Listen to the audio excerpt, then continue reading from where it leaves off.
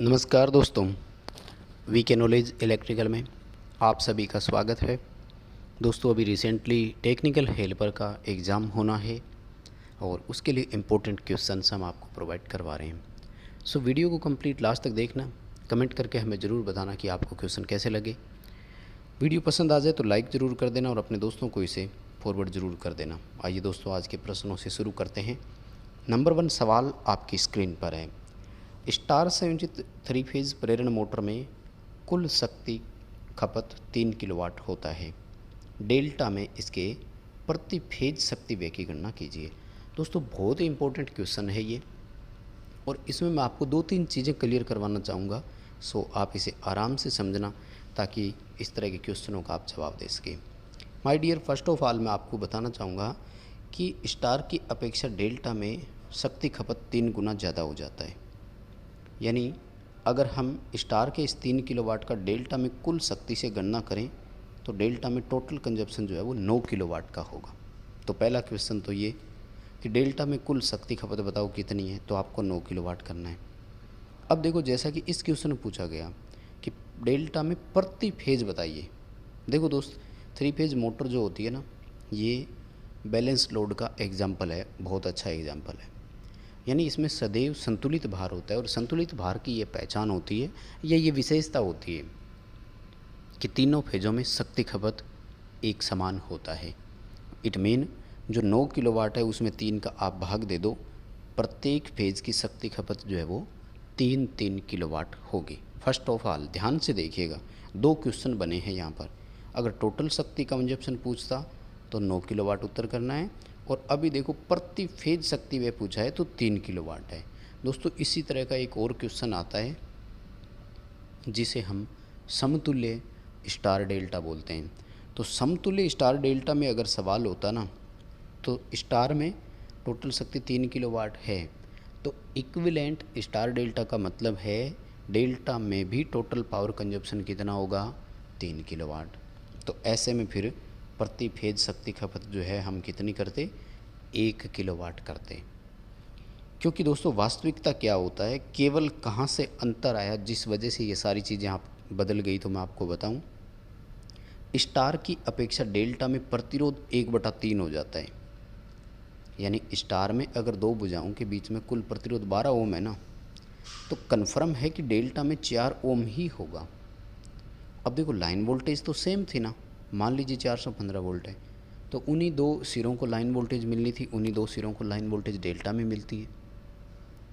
यानी same line voltage पर प्रतिरोध जब 1/3 हुआ तो स्वाभाविक बात है लाइन धारा क्या होगी, 3 गुना अधिक।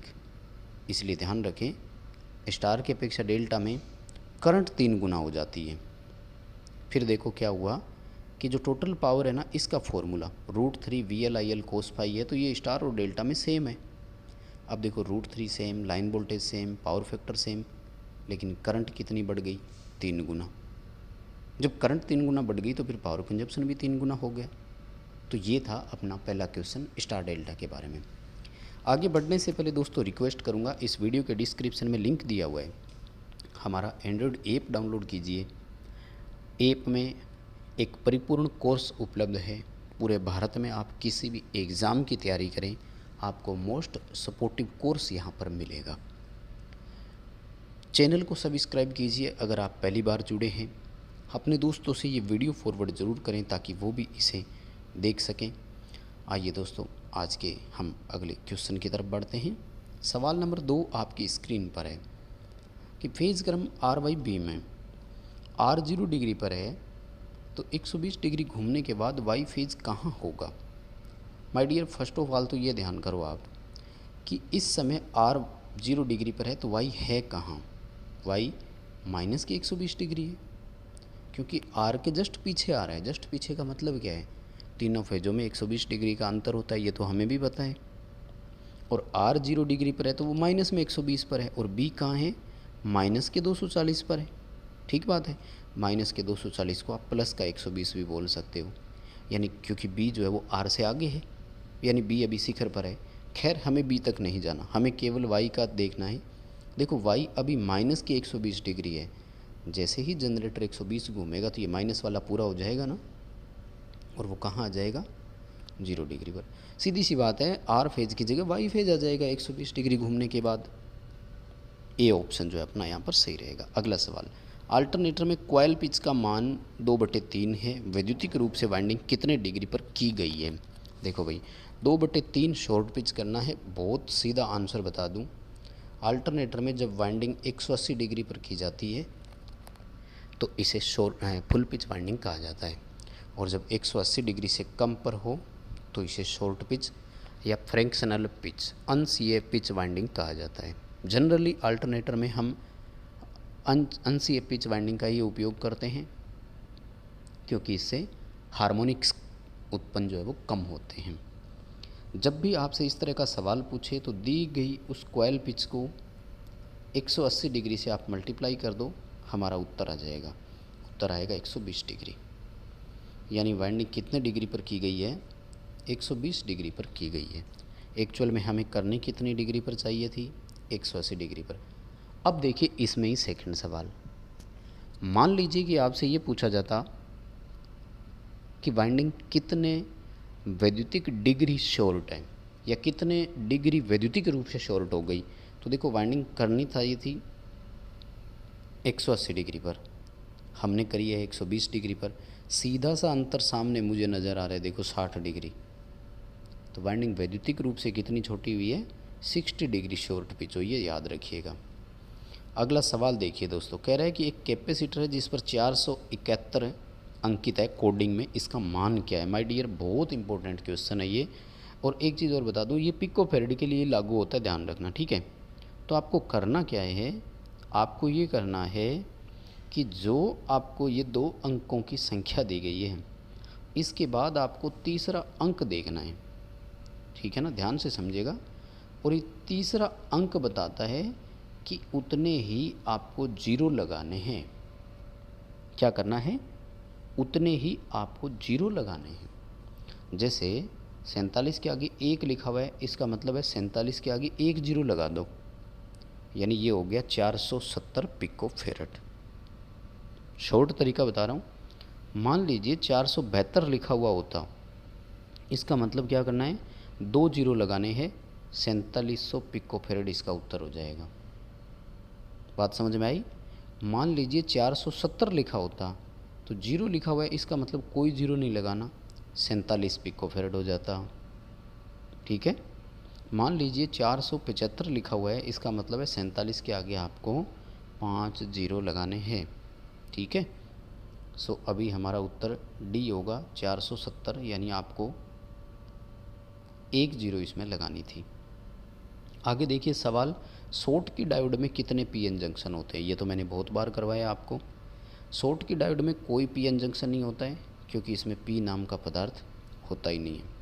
हॉट कैथोड डायोड की श्रेणी में आता है, काफ़ी हीट ये जनरेट करता है, और केवल एन टाइप का मटेरियल ही इसमें होता है, पी होता ही नहीं है। फास्टेस्ट डायोड की श्रेणी में आता है, यानी तीव्रतम डायोड है। रिवर्स रिकवरी टाइम सबसे कम इसी का है, यानी रिवर्स बायस में जल्दी रिकवर करता है, इसलिए फास्टेस्ट डायोड की श्रेणी में इसे रखा गया है।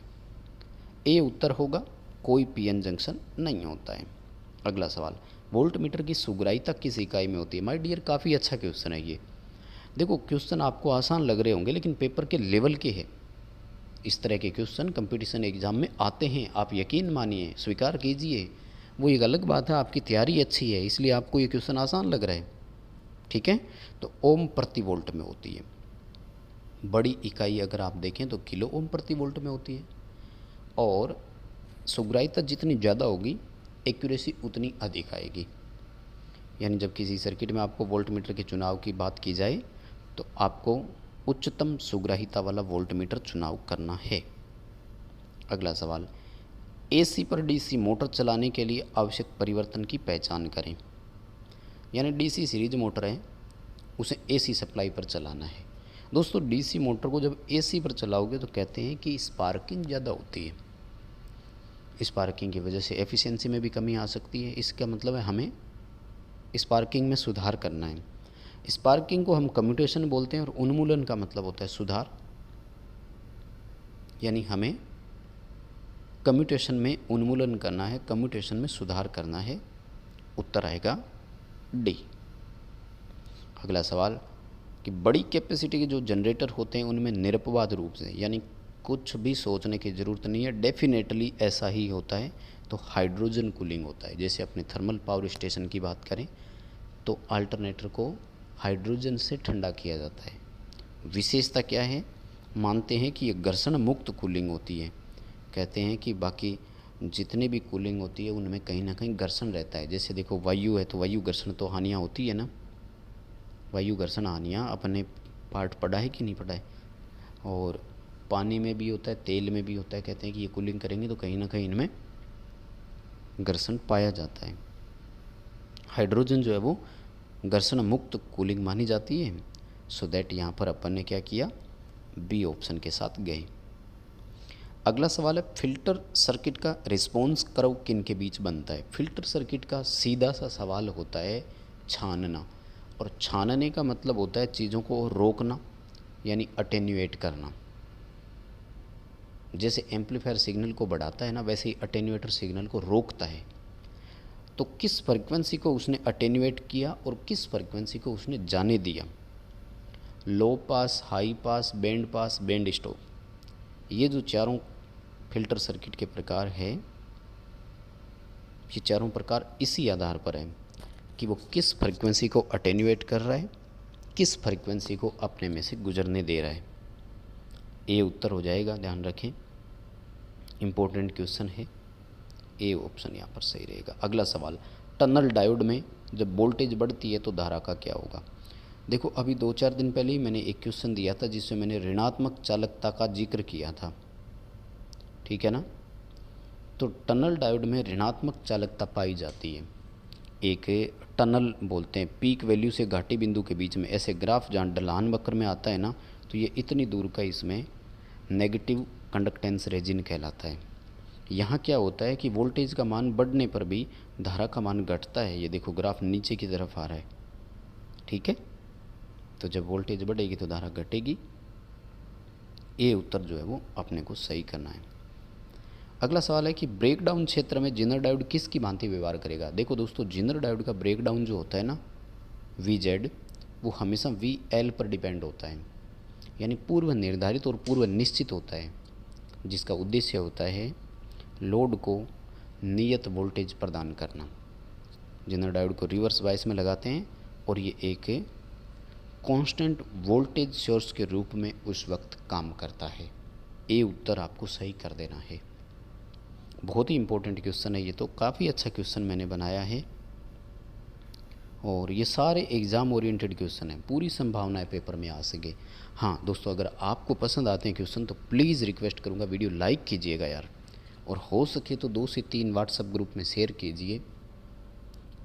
देखो अगला सवाल, ट्रांजिस्टर का बेस एमिटर जंक्शन। देखो बेस एमिटर जंक्शन पहला जंक्शन होता है और यह हमेशा फॉरवर्ड में होता है, और फॉरवर्ड बायस का जो प्रतिरोध होता है वो हमेशा निम्न होता है। बी ऑप्शन कर देंगे। एमिटर बेस जंक्शन पहला जंक्शन है, जब एक्टिव मोड में प्रचालन होता है तब। ट्रांजिस्टर के 4 प्रचालन होते हैं, सक्रिय प्रचालन, कट ऑफ प्रचालन और रिवर्स प्रचालन बोल सकते हो इसको आप, और सैचुरेशन मोड आता है और रिवर्स एक्टिव मोड आता है। तो ट्रांजिस्टर के रूप में BJT को जब अपन यूज़ करवाते हैं, एम्पलीफायर के रूप में यूज़ करवाते हैं, तो वो सक्रिय क्षेत्र में प्रचालित होती है। पहला जंक्शन फॉरवर्ड में होता है, प्रतिरोध निम्न होता है। दूसरा जंक्शन रिवर्स में होता है, यानी एमीटर कलेक्टर वाला जो जंक्शन है उसकी बात कर रहा हूँ मैं यहाँ पर। अगला जो सवाल है ये कह रहा है कि साइन वेव में अधिकतम वोल्टेज का RMS वोल्टेज से विभाजित होने पर मान कौन सा आएगा। अधिकतम यानी मैक्सिमम वोल्टेज, शिखर मान और RMS मान का अनुपात क्या कहलाता है, पीक फैक्टर। और पीक फैक्टर का मान कितना होता है, √2 बोलें तो 1.414। हमें इस क्वेश्चन का आंसर बी करना है। ये काफ़ी इंपॉर्टेंट क्वेश्चन है दोस्तों, परिभाषा आपसे पेपर में भी पूछी जा सकती है। अगला सवाल है 3 कोर फ्लेक्सिबल केबल में न्यूट्रल वायर का रंग कैसा होता है। दोस्तों 3 कोर वाली और फ्लेक्सिबल केबल है तो न्यूट्रल नीले रंग का होता है, ध्यान रखना, ब्लू कलर का होगा इसमें, ठीक है।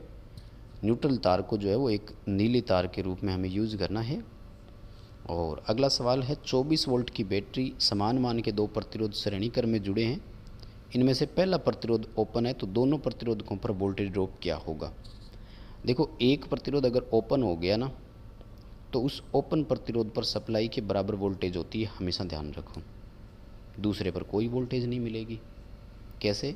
मान लो ये बैटरी है और इसमें ऐसे दो प्रतिरोधक जुड़े हुए हैं, तो जो ओपन सर्किट होता है उस पर हमेशा सप्लाई के बराबर वोल्टेज होती है और जो सही होता है उस पर हमेशा कितनी वोल्ट होती है? 0 वोल्ट होती है। ठीक है, तो चलिए दोस्तों, यही थे आज के 15 क्वेश्चन। उम्मीद करता हूँ आपको क्वेश्चन पसंद आए होंगे।